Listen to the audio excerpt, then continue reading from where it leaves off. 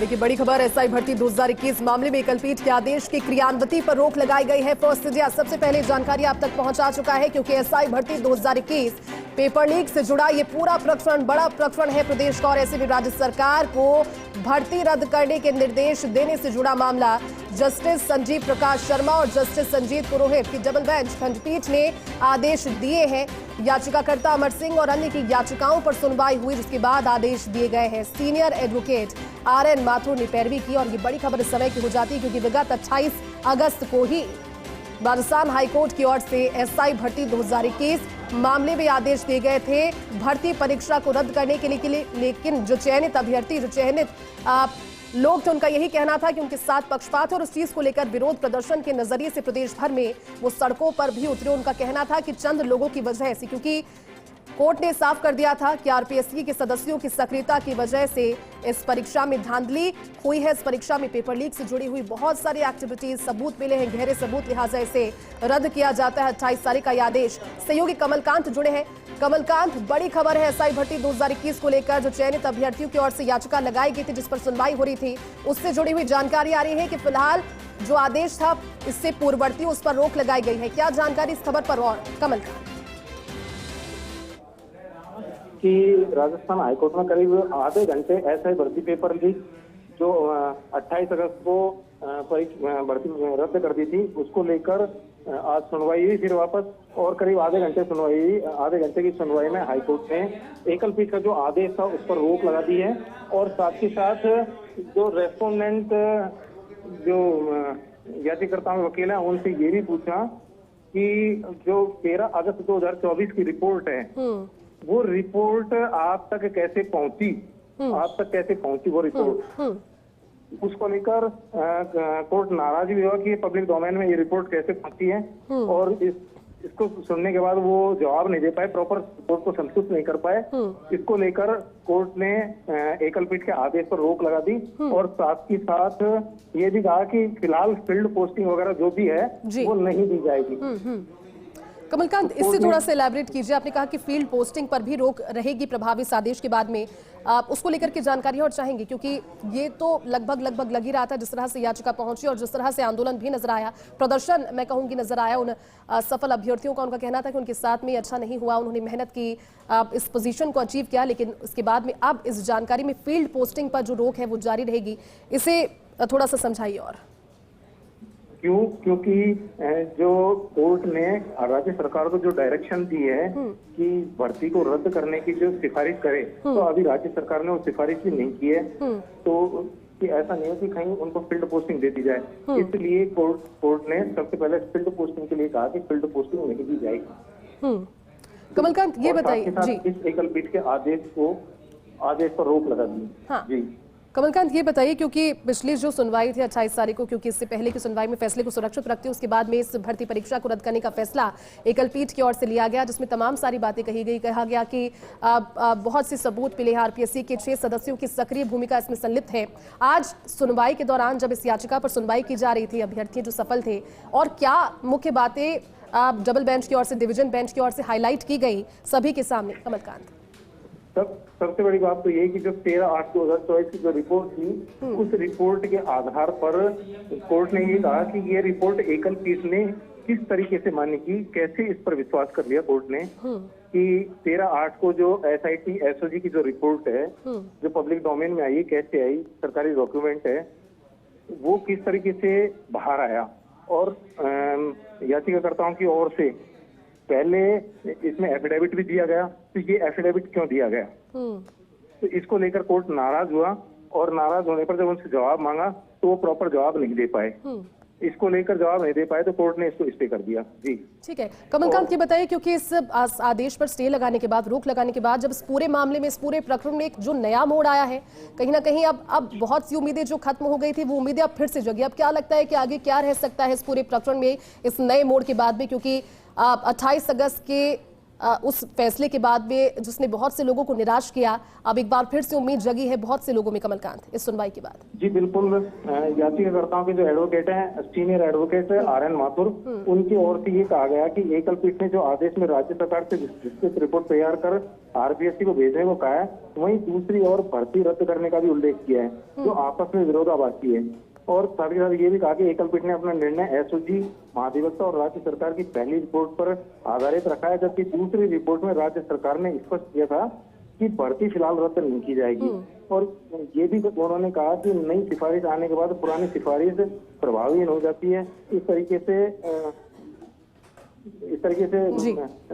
जो senior advocate हैं RN. Mathur, उन्होंने ये कहा कि जो 13/8 की रिपोर्ट याचिकाकर्ताओं ने उसकी एसओजी और एसआईटी की जो रिपोर्ट है उसी के आधार पर याचिका दायर की, जबकि याचिका में ये चीज जो आई है रिपोर्ट में 13/8 को याचिका दायर हुई और 13/8 को एसओजी ने अपनी रिपोर्ट राज्य सरकार को दी।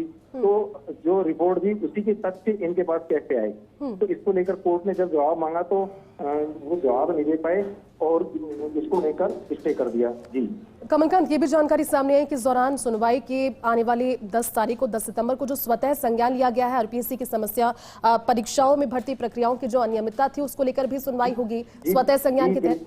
बिल्कुल सही है कि जब 28 अगस्त को एकल पीठ, हाईकोर्ट की एकल पीठ ने जो आदेश दिया था, भर्ती रद्द करने का जो आदेश था, तो आरपीएससी की कार्य प्रणाली को एकल पीठ ने उसकी कार्य प्रणाली पर सवाल उठाते हुए एकल पीठ ने स्वप्रेरित संज्ञान लिया था और उसको दर्ज भी कर लिया था।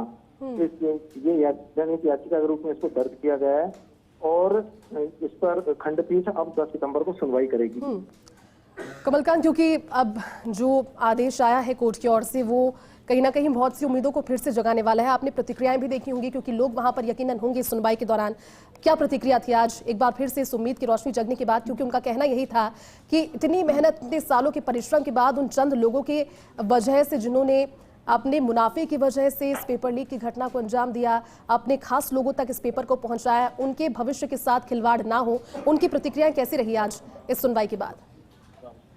जी बिल्कुल, अभी कोर्ट ने फिलहाल स्टे किया है और ये कहा है कि फील्ड पोस्टिंग नहीं दी जाए और इस पर विस्तृत सुनवाई अब कोर्ट और भी करेगा। फिलहाल क्या है कि जो आदेश में जिस प्रकार की पेचीदगियां थी, उन पेचीदगियों की वजह से समझ के और इसको अभी फिलहाल स्टे किया है और अभी कोर्ट इस पर पूरी मेरिट पे इसको डिसाइड करेगा। जी क्या रह सकता है कमलकांत अगला पहलू और कब तक जो दूसरी सुनवाई है इसी मामले पर वो हो सकती है?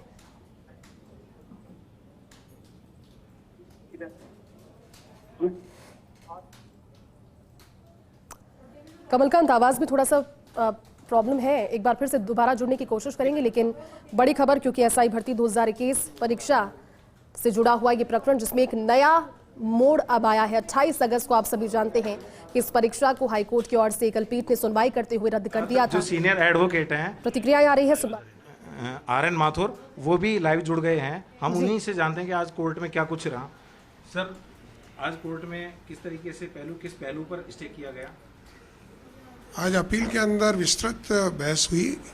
विस्तृत बहस में कहा गया है कि प्रिलिमिनरी ऑब्जेक्शंस थे।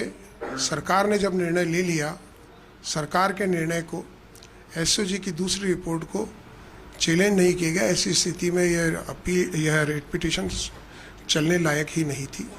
दूसरा यह कहा गया कि एसओजी की जो रिपोर्ट पेश की है इन्होंने, वो एसओजी के द्वारा नहीं की गई है। पिटिशनर से इसकी प्राप्ति कैसे हुई, ये कहाँ से लाए, और इसके ऊपर सिंगल बेंच को रिलाय करने से पहले इसको एफिडेविट पे पेश करवाना चाहिए था। कोई भी रिपोर्ट न्यायालय के समक्ष नहीं थी। न तो पहली रिपोर्ट पिटिशनर्स ने सबमिट करी थी, दूसरी रिपोर्ट राज्य सरकार ने सील्ड बंद लिफाफे में की थी। इसके अतिरिक्त ये भी कहा गया था कि यह परीक्षा कई चरणों में होती है। परीक्षा के पश्चात टेस्ट होता है, फिजिकल टेस्ट के पश्चात इंटरव्यू होता है। इंटरव्यू और फिजिकल टेस्ट के अंदर पुलिस के अधिकारी भी सम्मिलित होते हैं और एक साइकोलॉजिस्ट भी होते हैं इंटरव्यू के दौरान। तो क्या इस प्रकार की परीक्षा को दूषित कहा जा सकता है? इसके अतिरिक्त यह भी आर्ग्यू किया गया कि जब राज्य सरकार इस अभिमत पर पहुंच चुकी है स्टेटिस्टिकल डेटा के आधार पर कि एक डिस्ट्रिक्ट का रिप्रेजेंटेशन अधिक नहीं है और सभी प्रकार से रिप्रेजेंटेशन हर जिले का हुआ है, मात्र इसलिए कि इसका सेग्रीगेशन करना असंभव है, इस प्रकार की फाइंडिंग दिया जाना कोर्ट के लिए उचित नहीं था। इन सभी मुद्दों को सुनकर के डिवीजन बेंच ने सिंगल बेंच के जजमेंट को स्टे किया है, परंतु चूंकि पहले ये ऑर्डर हो चुका था कि इनको फील्ड पोस्टिंग नहीं दी जाए तथा वह आदेश सिंगल बेंच का वह आदेश डीबी के से अफर्म हो चुका था, इसलिए यह माननीय न्यायालय ने कहा है कि सिंगल बेंच का जजमेंट तो स्टे रहेगा, परंतु इनको फील्ड पोस्टिंग नहीं दिया जाएगा। इसको भी मांगा है, जो वकील हैं वो इसमें जवाब नहीं दे पाए, कोर्ट को संतुष्ट नहीं कर पाए, तो इसको लेकर क्या?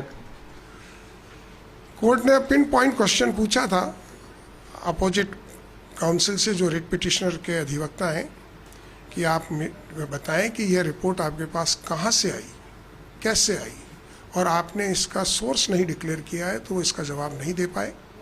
उनका ये मात्र कहना था कि सोशल मीडिया के ऊपर यह थी। इस बात को भी हमने कंट्रोवर्ट किया कि यह रिपोर्ट सोशल मीडिया पर है। कोर्ट ने उनसे दूसरा प्रश्न पूछा कि क्या महानिदेशक पुलिस ने इस रिपोर्ट को स्वीकार किया है? ऐसी बात आपने जब कही है तो क्या वो पत्र आपको महानिदेशक से प्राप्त हुआ अथवा किससे प्राप्त हुआ? तो उसका भी जवाब वो नहीं दे पाए और उन्होंने यही कहा कि यह भी उन्हें सोशल मीडिया से प्राप्त हुई है। इस प्रकार से जब कोर्ट ने पूछा कि क्या आपकी सारी पिटीशन सोशल मीडिया पर आधारित ही है, और एनीवे सोशल मीडिया पर बहुत ज़्यादा बात न तो हुई है, ना हो सकती है, परंतु इन सभी जवाबों का वो उत्तर देने में मेरे को अब ज़्यादा नहीं कहना चाहिए, पर समर्थ नहीं थी। तो सर, कोर्ट ने और भी इसमें स्पष्टीकरण मांगा है 8 अक्टूबर को, क्या डीजीपी की भी राय मांगी है या और कुछ मांगा है इसमें? देखिए, मैं निश्चित रूप से नहीं कह सकता, वो तो आदेश आने पे पता लगेगा कि डीजीपी को भी व्यक्तिशः बुलाया है नहीं बुलाया है, परंतु ये जरूर कहा है कि नोटिस सरकार को दिए जाए और सरकार की ओर से महाधिवक्ता एपीआर होकर के इन सभी बिंदुओं पर अपना रुख स्पष्ट करें।